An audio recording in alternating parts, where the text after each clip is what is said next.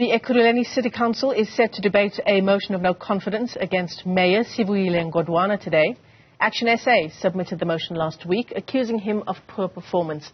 It follows a row over the Auditor General's report into the city's finances, with council members accusing the mayor and the MMC for Finance, Nqobile, of hiding the report. Nqobile Madlala is at the Ekurhuleni Council chamber, and she joins us live this afternoon. I take it the debate hasn't begun yet, Nqobile? Not yet, Michelle. In fact, they were going through those finances that you just alluded to. So a budget also being debated in terms of the adjusted budget, how exactly it's going to be used, as well as looking into whether or not they have more positions than what is needed. So those are some of the things that they have deliberated on.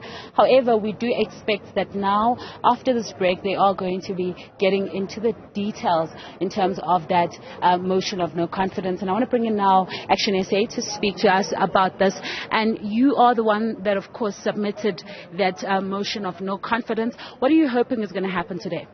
So what we're hoping to see is that all parties represented in council will vote positive to this motion, and any party that votes against this motion is a party that lives in a virtual world, because the reality is that service delivery has collapsed in the city of Ekurhuleni. We have since not received the audited financial statement from the Auditor General, so we don't know exactly what the financial health of the city looks like. Added to that, it is a reality that the city is unable to pay its service providers, such as Eskom, Rand Water, Ervat, and a number of service providers that would be dealing with the core face of service delivery. We have also received a letter from the NEC for Kokta in October last year, which alerted the city that we are in danger of being placed under administration. As a result, ActionSA saw it fit to submit this vote of no confidence to remove Mayor Ngodwana and his useless mayoral committee from the administration of the city. Which areas would you say had suffered because of what's currently taking place? We have seen areas in the north of Ekurhuleni suffer. So that's your areas of Tembisa, Kempton Park, Edenvale, Bedford View, suffering as a result of waste collection not being collected. And that's as a result of the city not paying specific service providers within that area. We have also seen areas in the city in the east, so that's your Tema, Zakani, Duduza, struggling with water, the supply of water. And that's as a result of Rand Water not being paid on time. We've seen areas in the Katoras area, so that's your Katlehong, Phosphorus and Togoza, struggling with the supply of energy, and that's as a result of not being paid to Eskom. So it's a citywide problem, and each area of the city struggling as a result of the city being unable to pay those service providers. But is a vote of no confidence the correct way then to deal with these problems? I mean, we've seen it in the past. It has happened with the two previous mayors, one surviving it, and we saw also the second one also not surviving it at some point. But we are here again with another mayor. Is then this the solution? So ActionSA seems votes of no confidence as an instrument of last resort. We have been asking questions to the members of the mayoral committees, holding them accountable. We have been writing letters to the Speaker and the Executive Mayor and the City Manager asking important questions. So before we got to the vote of no confidence, we deemed it necessary to exhaust the internal mechanisms available to us, including holding public meetings, holding community meetings, consulting various stakeholders, and we deem a vote of no confidence as a last resort to remove this executive mayor, because all doors we've knocked in have been shut on our faces, and as a result we believe that the mayor must go for the city to turn around. All right, thank you very much. That is ActionSA speaking to us. Now I want to bring in the ANC Youth League, who's also come in support. Even though you are not in council and you won't be getting to vote, you saw it fit to be here to support. Why? No. As the ANC Youth League, we hold a position against the collision between the ANC and the EFF, which has shown no interest of the people of Ekurhuleni getting services. If you can remember, last year around these times, we were here to call for the removal of the DA and EFF Mayor Nqobile because of the same reasons of service delivery. Yet today again, it is still not benefiting the people of Ekurhuleni. Therefore, we cannot sit quiet just because the ANC is in a marriage with the AFF and say no, all is well, whilst our people on the ground are suffering. That is why we're here as the Youth League. Do you feel then that the vote of no confidence will make things better? Like you say, you were here for Tanya Campbell, and now you're here again for Sivuyile, the new mayor. What now?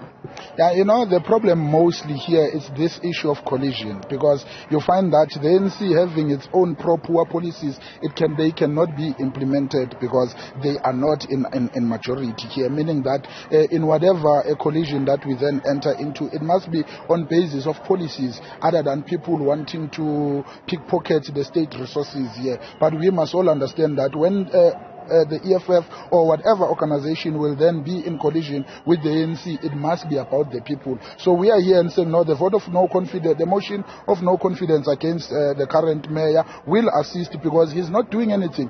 Once he has been removed, then it will then show those parties that are in council there that they need to elect someone who's going to hold each and every MMC to account, and those ones, they hold their HODs and their departments into account for them to bring services to the people of Ekurhuleni.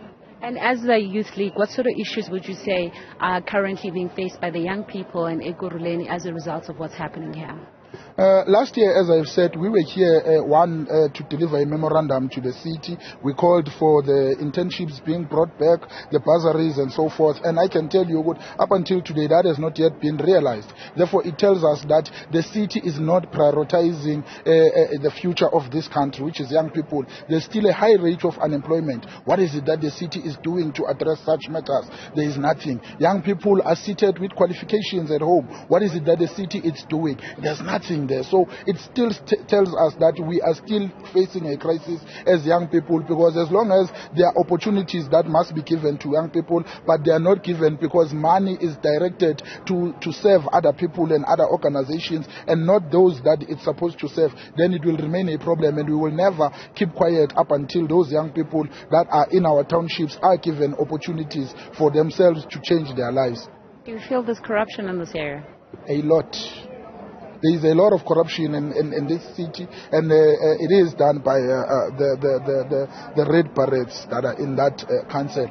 That it can be said, because since the dawn of democracy in this city, there's never been a time, number one, where you find the city of Ekurhuleni being in a financial crisis. You ask yourself, where is the money?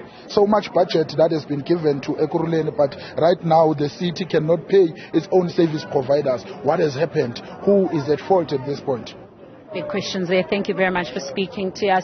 And it's very interesting, Michelle, is that as we stand here, there's already a community that had come here also to sort of put out their grievances, talking about the fact that they need that service delivery. They have, of course, had a meeting now with Speaker, who went to address them, and they have gone home, but they have received that memorandum of demand speaking about the service delivery issues. We did speak to Ekurhuleni earlier on, and they did say that they're on top of service delivery, but according to ActionSA and the ANC Youth League, it's not so much.